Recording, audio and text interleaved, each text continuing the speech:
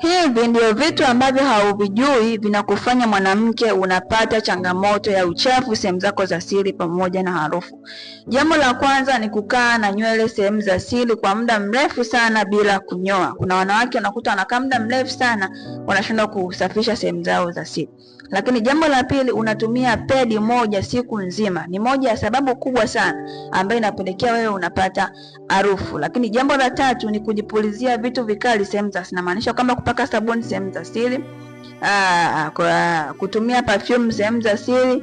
Ukizani kwamba ni maridadi, lakini chanzo kubwa ambacho kinakufanya wewe harufu sehemu zako za siri haishi. Lakini jambo la mwisho ni kuana na mbegu za mwanaume. Hakikisha kwamba unapomaliza kushiriki tendo la ndoa unajisafisha vizuri na kuwa msafi, kwa sababu zinapofia pale inazalisha bakteria ambao ni wabaya sehemu zako za siri. Ikiwa ni mwanamke mwenye changamoto hii, fahamu kwamba ni moja ya sababu ambayo inapelekea wanawake wengi sana wanakosa ujauzito. Ikiwa ni wewe, itatoa mara moja wa kuzingatia matibabu pamoja na vyakula. Lakini kama umetumia dawa mbalimbali, njia mbalimbali, haujaweza kupata matokeo, kuna kitu muhimu sana ambacho haujaweza kukifanya.